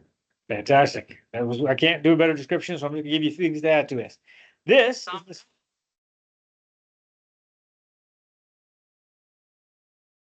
Hector and Lysander and such great names as these. But of all the world's great heroes, there's none that can compare with a row, row, row, and a row, row, row to the British Grenadiers. Those heroes of antiquity never faced a cannonball, or knew the force of powder to slay their foes withal. But our brave boys do know it and banish all their fears. Sing a ta-ra-row and a row-row-row for the British Grenadiers. Whene'er we are commanded to storm the palisades, our leaders march with fusees and we with hand grenades. We throw them from the glasses about the enemy's ears. Sing a ta-ra-row and a row-row-row for the British Grenadiers. Let me pause there and I'll finish it.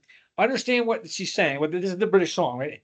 The British Grenadiers could make an argument that they were the bravest men in history in some cases. So, well, there's a lot of brave men in history. Prepare yourself. That's why he talks about Hector and Alexander and Lysander. Lysander was the Spartan general that was sent in the war between Athens, anyway, or Athens and Sparta. He was anyhow. Those guys were powerful, but their argument is they didn't have gunpowder. Remember in the Patriot? Think about being a British grenadier standing in the musket line facing a cannonball. It's not like I have an even chance and I'm going to go sword to sword against the next guy. I'm against a cannon. It took a lot of bravery. So these guys, and these particular British Highlanders, and we'll talk about in a minute, but let me finish the song. But this is a popular song, has been around for them for hundreds of years. And you've heard me sing this in Lee Corps formation.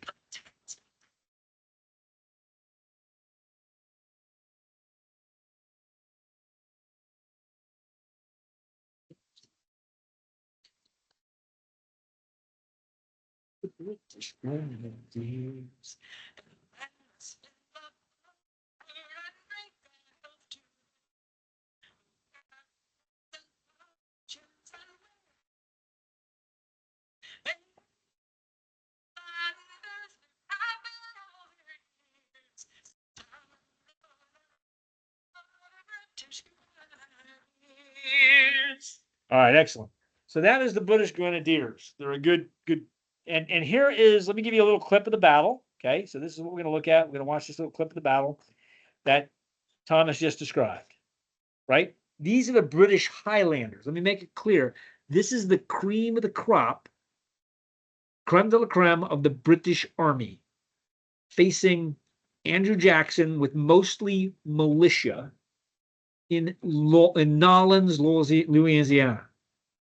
2 weeks after the war officially ended, America had mud on its face until this. If I get my volume to work. I think it's not making noise. TV volume. That might be the problem. There's your problem. Works better with TV volume. I agree. Turn that TV volume way up so you can hear it. See what happens.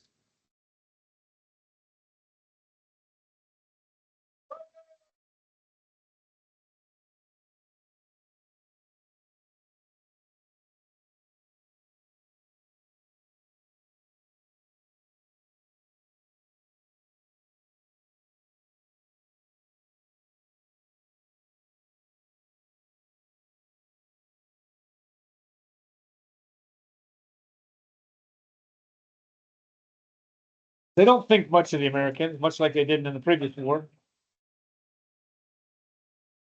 The bayonet. Talked about this last week.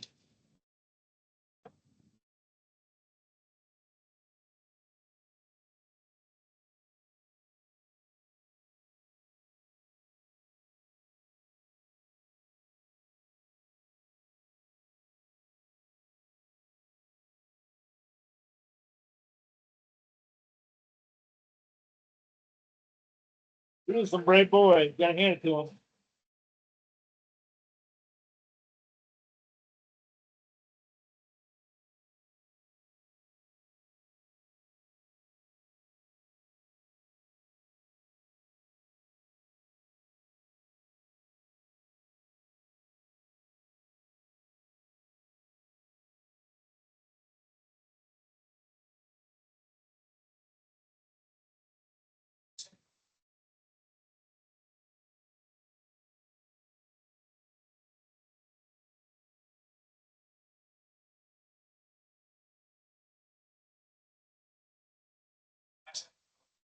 Just to get there. But the enemy's in range, sir. So's my feet, Colonel. I'll count 40 seconds before firing. Every second. Goes back to guys. I'll count 40 seconds, Major. Colonel Jackson.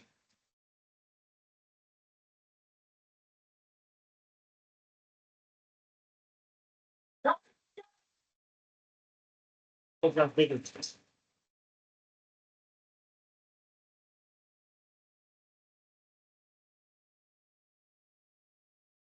Oh, you're doing that? Hang on a second. Listen up. It's totally going.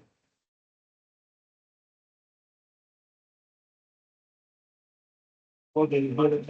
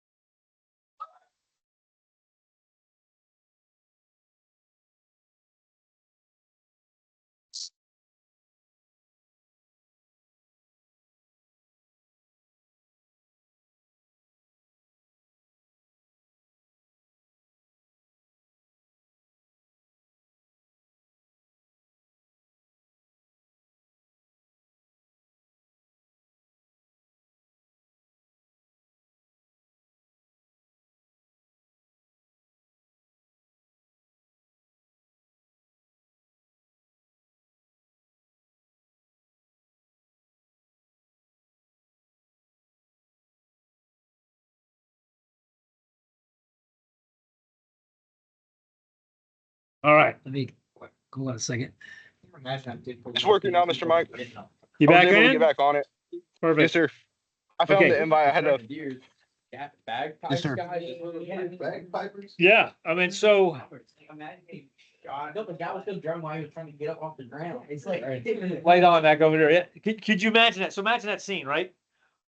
Those boys, first of all, they're the elite of the league. They never thought for a minute when they fixed those bayonets that the militia would stand against them. Remember that from the previous war we talked about. And there's Colonel Jackson holding them in line. They don't retreat from these guys. And they're all like, you sure about this? Yeah. And what did Colonel Jackson remember? He remembered the previous war. Yeah, they came up Bunker Hill. This isn't going to go well for the British. And the guys are like, you sure? Trust me. I've seen it. They get within the, let them get so that we can see the whites of their eyes. Same concept back at Bunker Hill. Fired. How did it go for the guys on the charge? 30 minutes. What? Exactly. 30, is that what it is? 30 minutes? Yeah, 30 minutes. 30-minute fight. Wiped out essentially the British Highlanders. Their best unit. That'd be the equivalent of us taking the Navy SEALs into some small country that we don't think much, and they killing them all. Like all of them. We'd probably pause and go, wait a minute, what just happened? So now the war was already over, the negotiated peace, but the world all of a sudden saw American militia defeating the cream of the crop of the British Army. That gave us enormous credibility on the street. So there's very briefly the War of 1812. Okay, that's basically what happens. I want to go to a quick war that happens in between, the Creek Indian War. Now, remember when I told you at the beginning that our war with the Indians, at first, our initial, back in 1600s, we treated Indians very well. Almost without exception, our initial colonization of 13 colonies, we did a very good job. We get into the 1800s, it changes a little bit, but it varies from case by case. This one is a good case in our behalf, but I want to, because this one is misquoted in history, so let's start with the Creek Indian War. Okay, also known as the Battle of Horseshoe Bend, May 27, 1814. You have been there, and that makes it significant. It's not really an impressive battlefield if you look at it. It is they call it Horseshoe Bend for a reason, because it's very simple. Let's see, it's off the board. You're gonna go, wait a minute, that looks like the Battle of Tic-Tac-Tolan. Looks almost identical. You're correct. There is a river. Like this. Like this. And that. Horseshoe. It's a horseshoe. That's why they call it Horseshoe Bend. The Indian villages were here. The Indian warriors were here. And they built a wall right here. That's where I'd build a wall if I was going to defend. Right? And they hid behind here. Now, why are the Creek Indians back here in the first place? They're archers. Well, no, and they're fighting. So let's get into this, what happened in the war. There was a negotiated treaty for the land purchase. It was done with both the Cherokee and the Creek Indians. They had legitimately purchased the land. Cherokee were witness to it because they were the Cherokee, ironically, fought for the Americans. You have the U.S. and the Cherokee Indians on this side are going to be fighting the Creek Indians. Now, if you go to the battlefield or whatever, they'll give you some misinformation. They'll say, well, we were cruel to them. We were not in this battle. The Creek Indians, not liking the treaty, decided they broke the treaty and they went and they attacked American village, some 54, they killed them all. Killed them, raped the women. They did savage warfare. And so, interestingly enough, and this is critical as well, the guys who go to fight this battle are two important people. Major General Andrew Jackson, remember, where did he come from? We just saw him at 1812. Major General Andrew Jackson, this is his way to the presidency, by the way, shows up with 3,300 men, which included about half of them were Cherokee Indians. The Cherokee came to us and said, because we went to Cherokee chief and said, we bought this legitimately. And they said, yes, you did. They massacred our people. The Cherokee appealed to the Creek Indians. Creek Indians like, no, we don't care. Okay, we'll have it your way. So we get a lot of legitimacy when the Cherokee join our side. And they did. So the Cherokee and the American Indians, but they're inside the, there's about 1,000 of these Shawnee Braves. The Shawnee inflamed leader Tecumseh. I don't have time to get into all that background, but he's an interesting character in history. He's got 1,000 Braves hiding behind this wooden wall. It's actually a pretty strong tactical position. It's probably the best he could do against a joint. He's outnumbered 3-1. He's got both American infantry and he has Cherokees he's fighting. So tactically, he's doing the best he can. He's in the best tactical position. And Americans are not in a great position. They do have some cannon. They can roll into position, and they've got a lot of infantry, but the wall kind of negates all that. So they have little firing ports, and the Indians are pretty good with their arrows. So tactically, the Shawnee are in a good position. The Creek Indians are in a good position. But Andrew Jackson goes up there nonetheless, and he's got to avenge this. And of course, you guys gonna surrender? Nope. Okay, you got it. So he comes out. Under his command is a lieutenant by the name of Sam Houston, who's going to lead the charge. I mean, there's no tactics here, gentlemen. There's very little tactics here. This is a straight up fight. Jackson pounds it with artillery, but because it's a wooden wall, it actually absorbs artillery pretty well. A brick wall would kind of shatter. A wooden wall, he can punch a few holes in it, but they can close it pretty quickly. So he realizes, all right, the only way to beat these guys is we've got to charge this hill. Think about wanting to do that. Same thing as before. Now we're charging a wooden wall. He lays a base of fire, which is pretty good. And then Sam Houston, amongst a few others, and a Cherokee, just go over they literally just go over the wall. They run at the wall. They take a lot of casualties. They run over the wall. Now they're on top of the wall. Sam Houston is on top of the wall. Pistol drawn, boom, boom, boom, jumps back, he gets wounded. I think he gets wounded in the legs. And the Americans, once the wall comes down, they tear a hole in the wall. Now it's over. It's 33. Now, they got 3-1 odds. To the credit of the Creek Indians, they deliver a few, they don't kill a lot, but there was 47 U.S. allies were killed. We killed 850 Creek Indians. They didn't kill all the women and children, but they pretty much, there were a few combatants escaped, got across the river, but that's pretty much what happened. Now, the reason that's significant is twofold. In that conflict, contrary to what you'll see in the national park system, America was in the right, not in the wrong. The unfortunate side of it is later on we betrayed the Cherokees, and that was wrong. But in this battle, we're correct in this war. And more importantly, You have Andrew Jackson, who rises to president, and he's gonna counter Sam Houston in 2 minutes as we're gonna go through the next battle, the next war, right? So we're through the war of the Creek Indian War. We're now gonna go for the war for Texas independence. Okay, we're almost there, guys. We get through 2 more wars in the next. Can we go a half hour since we started a half hour late? You guys good to go to 8:30? I push. You guys staying awake? Everybody good? I'll try to get it done in 15 minutes if I can. Let's see where we can go. War for Texas independence. God bless Texas. 1835 to 1836. Okay, here's what happens. Let me go ahead and back into my sharing screen. Oops, too many of these.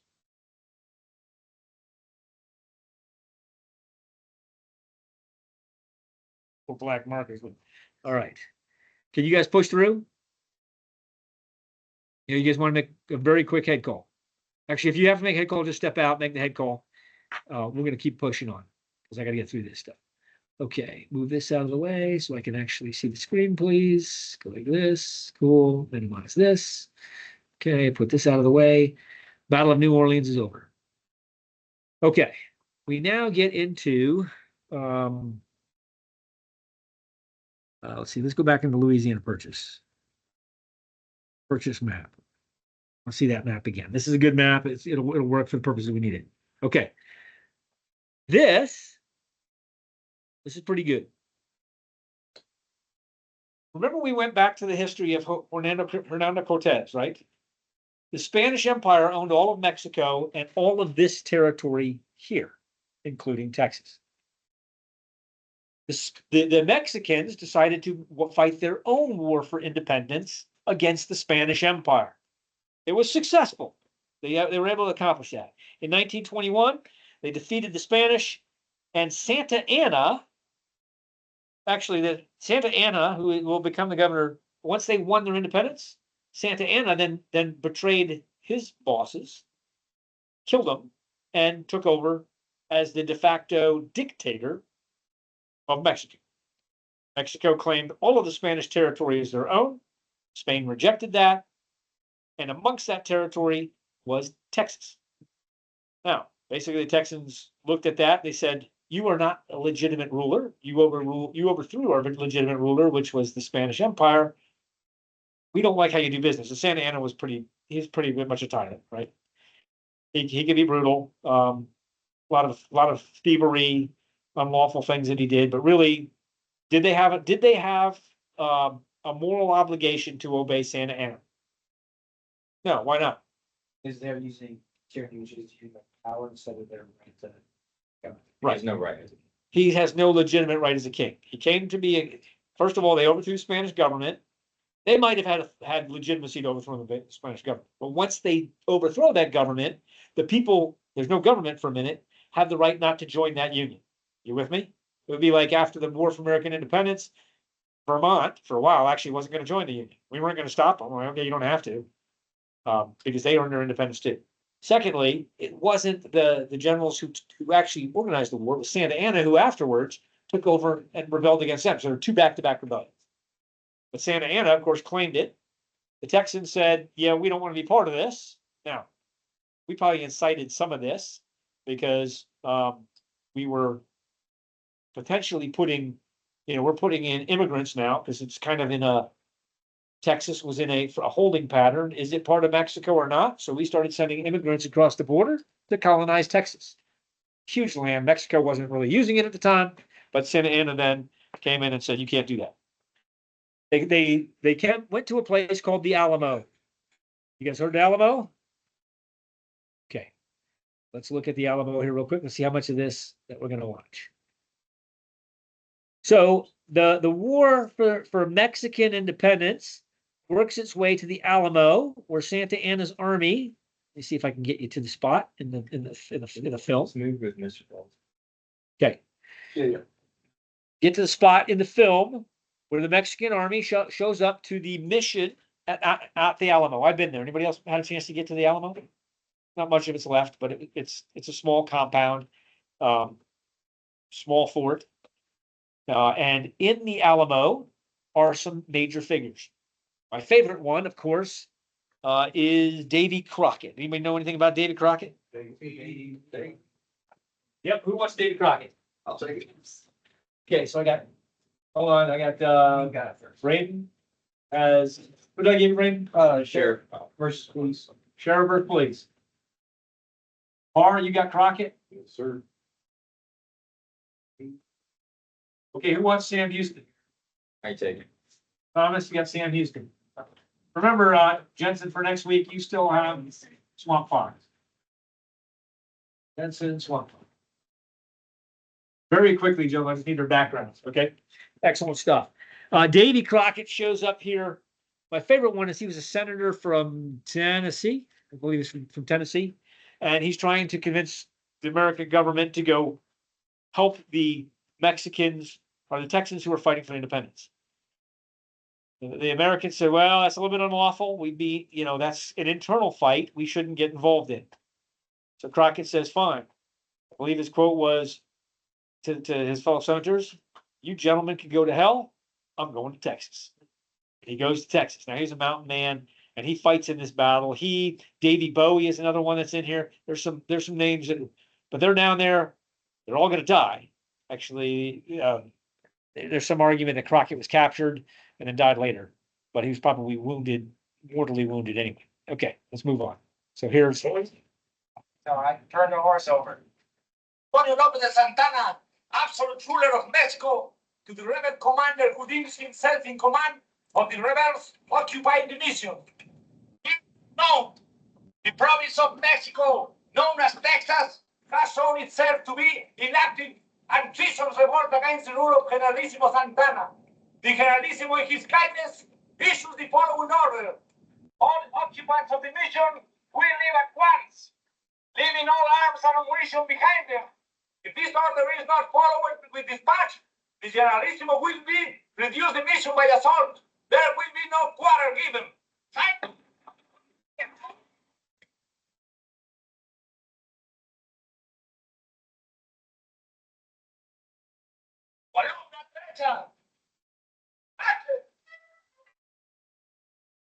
Okay.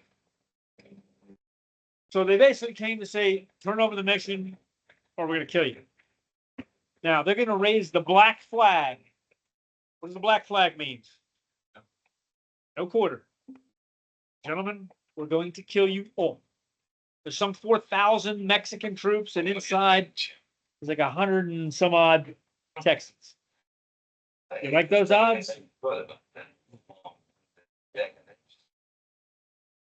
That's not the short way to start a war. They're going to come back and announce that they're going to do the black flag. We're going to jump forward. Goes the assault. However,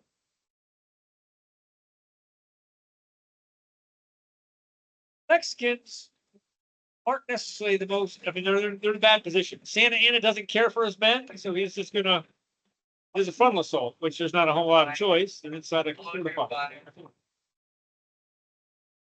This should look familiar. They weren't paying attention to the last fight.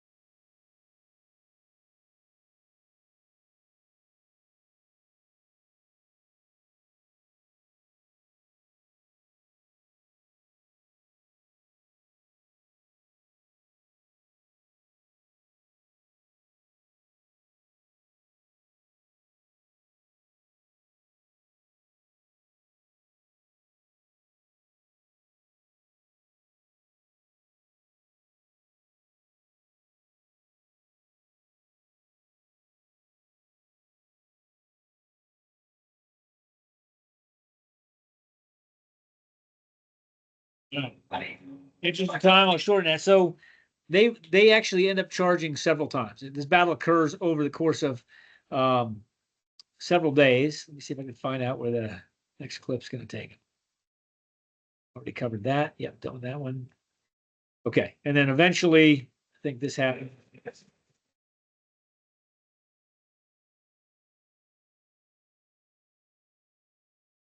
They get inside the compound and break the interior wall. Eventually, you guys seeing a military theme here when we're talking tactics? And the guys with the ladders.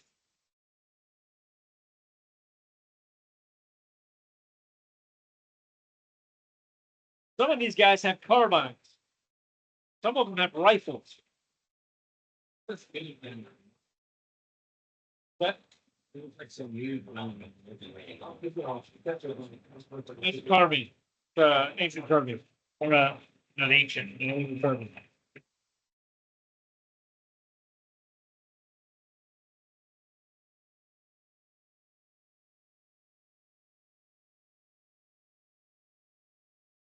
Goes on and on. Okay. In the interest of time, they're going to eventually work their way in, and they just tighten the circle smaller and smaller. And eventually they kill them all, capture the last handful of wounded ones. David Bowie was captured because he was sick. David Crockett, well, actually, he died. I think the king went to capture him. I think he shot somebody. They shot good stories. David Crockett goes down swinging, but then they capture him because I think he was mortally wounded, and then they kill the remaining few. So I think Crockett was killed amongst the 8 prisoners or something that were left over. That most of them were just wounded. That's how they got captured. However, Santa Anna, he thought he was gonna make an example out of the Alamo. It kind of backfired on him. He didn't make an example out of the Alamo. What he did is he turned them into martyrs. And so the rest of let me go ahead and stop sharing here now. Let's get this out of here. Stop sharing. That. Hold on, I gotta find the buttons. Go like this, go like that. There's all my buttons. There they are. Boom. Okay. Nope. Hold on. Got another button in here. Hang on. Where's my screen? There it is. Okay. So it backfires on him. Instead, it becomes a rallying cry. Remember the Alamo. And all of a sudden, the people that were kind of on the fence in Texas were like, we don't want to be under this guy's rule, Santa Anna. So Sam Houston, everybody remember Sam Houston now? The guy who went over the wall against the Creek Indians, brave guy, very popular guy.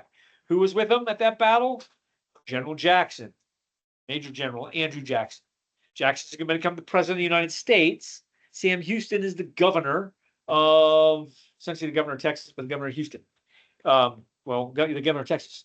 And they raise an army, a small army, and Santa Anna outnumbers them. Santa Anna pursues them for 8 days, if I'm not mistaken. And Sam Houston can only run. All he does is he runs, but he's able to run faster than the Mexican army can chase him. And finally, he finds a location, which was the Battle of San Jacinto, 1836. Santa Anna strings his army out so far because he thinks he's pursuing them and routing them. He himself is up with his lead units, and Sam Houston turns to fight. The fight lasts 15 minutes. And in 15 minutes, they destroy the Mexican army, and more importantly, they wound and capture Santa Anna and force them to surrender. Mexico earns its independence. Shortly thereafter, because Andrew Jackson is in the presidency in 1845, he negotiates. So that's years later, but he negotiates for Texas to join the Union, and so Texas is annexed into the Union. But Texas, free aside to your point earlier, has a provision in its constitution that they can leave the Union anytime they want. Still in their thing. Okay. That's the end of that. I'm going to hit these few points really fast. 18 no, I'm going to stop here. I think you guys I'm glazing over. Next week, I'm going to start on U.S. expansion, war with Mexico, and we're going to get into the rise of the war between states. hopefully next week we'll get through all of that and the bulk, if not all of the war between states, at least half. Let me pause. What questions do you guys have? Mark, where I'm stopping right here in the US expansion. I went through those wars pretty quick. Some important homework for you. Okay, who else? Who doesn't have an assignment yet? I know. I don't have one You yet. said that. Caleb. Caleb. Okay, Caleb, I got one for you. Caleb, you're gonna read. I'm gonna spread out the assignments this week to make it a little easier for you.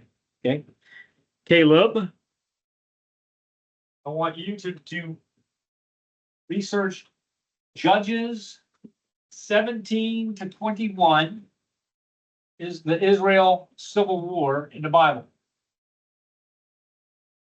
Okay. I want you to look at it. We're going to talk about that. I may not bring it up right away next week, but keep it in your hat and ready for it. Who else does an assignment? I don't have one, but I'm also catching stuff. But I don't have one yet. Chandler, Yes, sir. I want you to research biblical rules for slavery. Give me the verses on that. Yes, sir. Okay. What's allowed? What are the restrictions? What's permitted? Yes, sir. I'd encourage you to look at we can get into the Missouri Compromise. Yes, everybody read the Missouri Compromise. It's a very short document. Read Missouri Compromise. Actually, I'll tell you what, I'll assign that to somebody, make it easy for you. Who wants a Missouri Compromise? Who doesn't have a job? All right, Walker, you got this. Walker, you're gonna brief on the Missouri Compromise. And then that will leave Jensen. Yeah, Swamp Fox, I'm gonna give you a new one for this week. Jensen, because that's my last week. Briefly, I just want you to give us a quick, what is Uncle Tom's Cabin, that book? Why don't you look it up? Okay, just a brief, again, you're gonna be very brief. Don't go too deep, give me a short outline. You're gonna be able to present it in like 60 seconds, because we got a lot of ground to cover next week. So outline. Correct. For the rest, for everybody, here is your big assignment, all of you. Find and watch as much as you can, at least the first half, Gods and Generals. If you liked that movie, it's a good movie. I want you to watch as much of that as you can handle. If you have the ability to do so, watch the movie Gettysburg. These are movies. You got movie assignments for the week. You're going to get a lot out of those two movies. We're getting the war between the states. It's a fascinating war in a lot of regards. There are multiple Gettysburg movies. It's one Gettysburg. It's yeah. There's only one that's really done. Hold on. I'll give you the. I'll confirm that for you. But I don't know if you'll be able to find it. You may have to like order it from Amazon and pay the $10 or whatever to buy the video. Let me just see. Gods and Generals. I'll give you the year it was made, so you have it.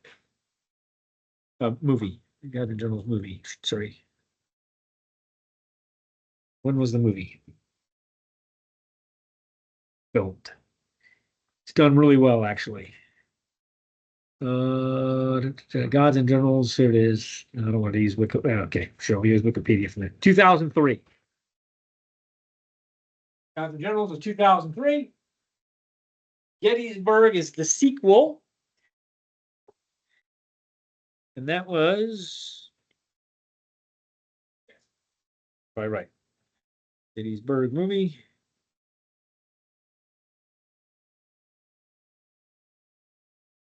Oh, okay, that was actually made first. So Gods and Generals was the prequel.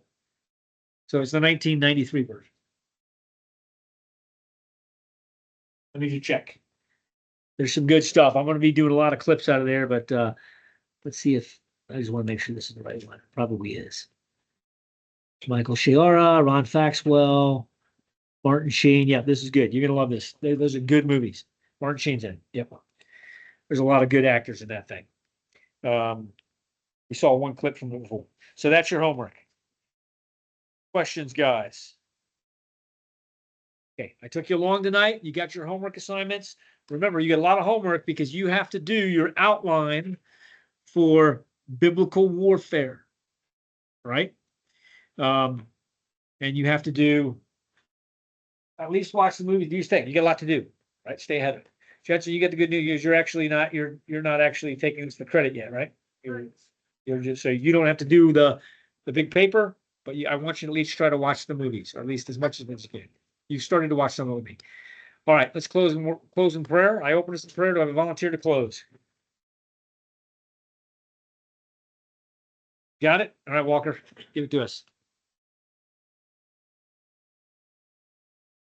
Thank you for forgiving us. Thank you that we can live in such a great country and nation. Thank you for that we can live in such a great state. Please help us to learn a whole lot of things and the material from this class. And please help us to focus and study hard during our off time from this class. Please help us to have a good summer, to have many adventures pass upon us. And thank you. Amen. Thank you, gentlemen. Let me stop sharing and have a good night. Dean, I need your phone. Perfect. Chandler? Thanks, You Mr. good? Mike. All right, have Yes, a good sir. night, Devil Dog. Thank you. You too.